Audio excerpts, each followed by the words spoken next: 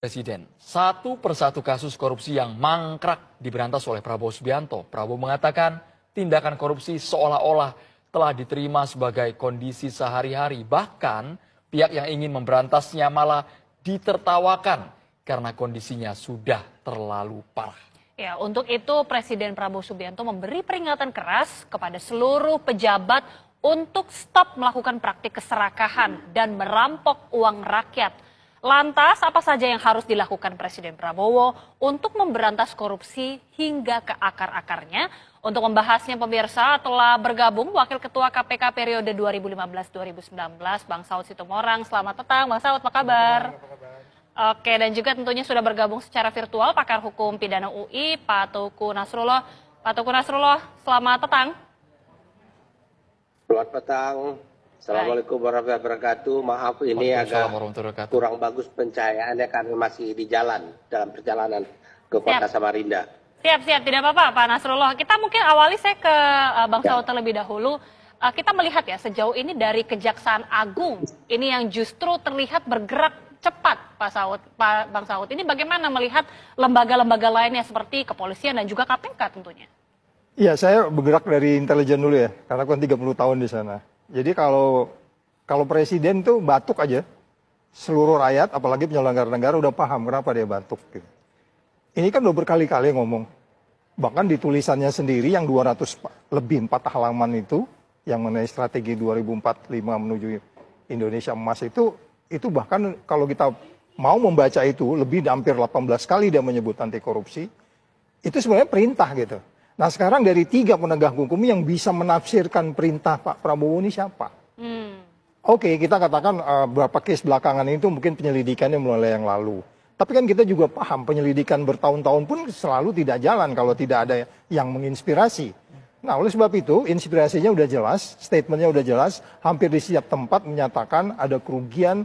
Bahkan kalau di paper yang 200 halaman itu ada angka 80% penyimpangan dan seterusnya. Dia detail-detail itu paham. Jadi kita menghargai presiden ini paham detail-detail itu. Jadi sekali lagi tinggal bagaimana kita, masyarakat juga gitu.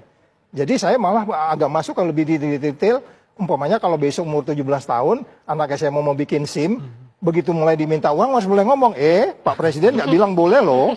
Iya kan? Karena kan anak-anak kita mulai orang Indonesia ini memulai songgokan pertama kan waktu ngurus SIM. Iya dong. Iya kan? Jadi makanya maksud saya kita harus masuk ke detail-detail itu dan perintah ini cukup jelas dan semua kita harus menafsirkan bahwa ada satu kerja berat yang akan kita capai untuk menuju Indonesia Emas 2045 which is dipahami betul bahkan di paper itu Prabowo menulis sendiri.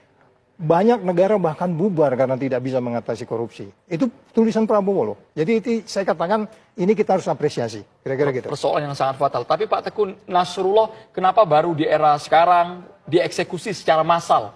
Ini baru belum genap 1 bulan, mungkin sudah ada puluhan kasus korupsi yang terungkap. Ya, saya pertama begini ya. Saya hampir sependapat dengan Pak Saud, namun referensinya berbeda. Pak Saud membaca dari buku beliau, tulisan beliau. Kebetulan saya mendengar langsung dari beliau di Kartanegara pada tahun 2019 ketika saat itu kami mendampingi beliau di MK. Baik sebelum putusan MK maupun setelah putusan MK. Beliau gregetan sekali dengan korupsi di Indonesia. Yang beliau sebut ada 2 persoalan yang paling dahsyat di Indonesia itu yang sudah menjalar dari hulu ke hilir. Satu korupsi, satu lagi adalah distribusi perdagangan yang dikuasai oleh kelompok tertentu dari hulu ke hilir yang ini harus dipotong, kata beliau. Nah, jadi kemudian ada lagi hal yang lain beliau yang sangat-sangat saat itu membuat saya terharu adalah ketika beliau mengatakan saya tidak ingin lagi ke depan sebenarnya mendengar orang-orang tetangga kita itu mengindon-indonkan Indonesia. Oleh karena itu pertahanan harus kuat.